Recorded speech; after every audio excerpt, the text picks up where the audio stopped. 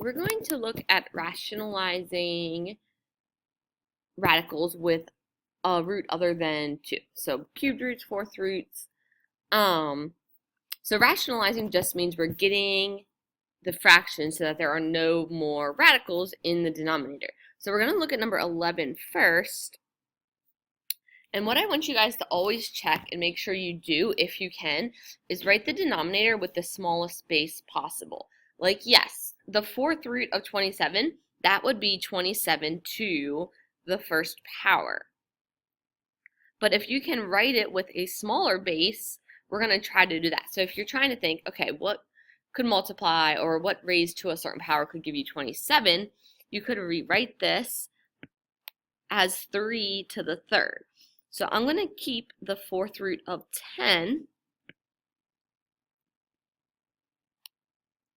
but I'm going to write, instead of 27, the fourth root of 3 cubed. The reason we do that, 3 cubed is the same thing as 27, right?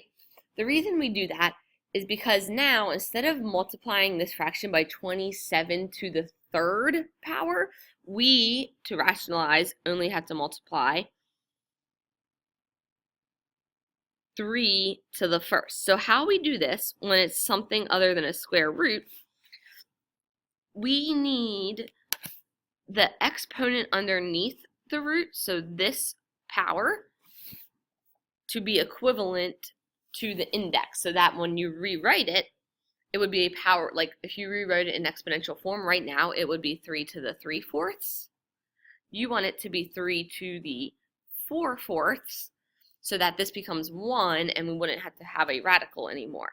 So if this is 3 cubed and it's under a fourth root, that means we're missing one more 3 to make that power a power of 1. We just have to remember, just like before, if we're multiplying by something to rationalize it in the denominator, you have to rationalize it or multiply it in the top.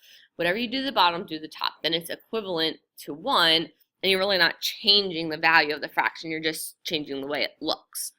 So on the bottom, what happens then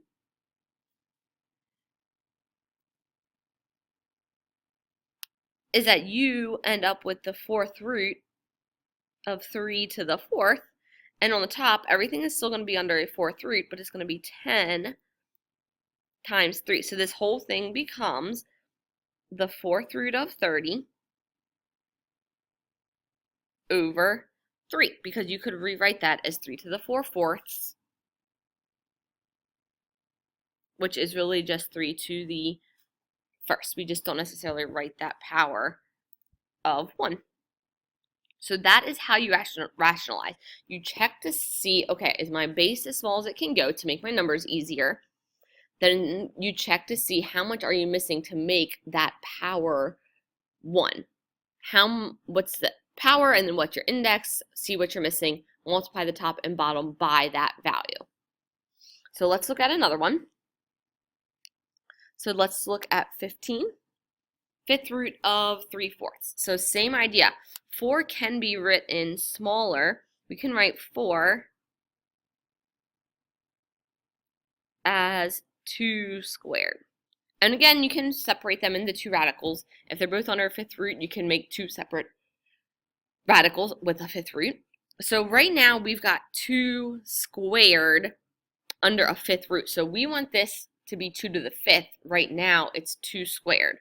So we're going to multiply the top and bottom by the fifth root of 2 cubed.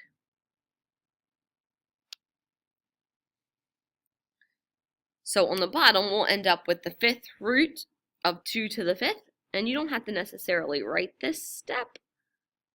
And then on the top, we'll have the fifth root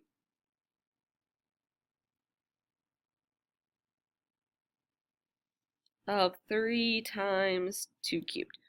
So on the top, 2 cubed is 8, so 3 times 8 is the fifth root of 24, and the fifth root of 2 to the fifth is 2.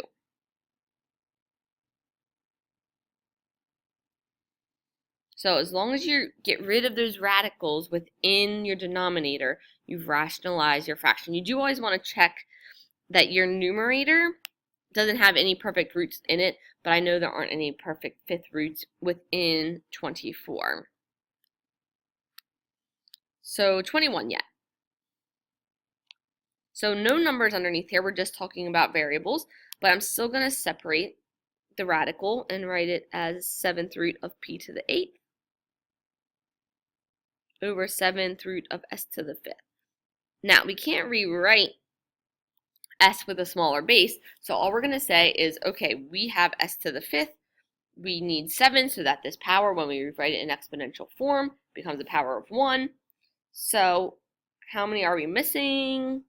2. So keep that same root, 7th root, but we're going to multiply by 7th root of s squared because we need 2 more. Top and bottom.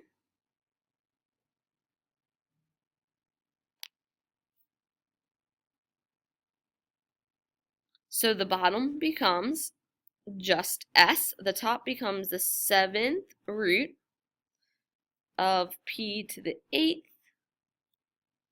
times s squared. Now remember, you want to check to see if there's any perfect roots. So when that index is smaller than the power on the inside, that means there's a perfect root in there. So we actually can pull an 8th root of p out. We can pull one of those out, and there would be 1 remaining. Your s squared is still in there. So just be checking. Sometimes you have variables, sometimes you have numbers. So you just have to know what you're working with.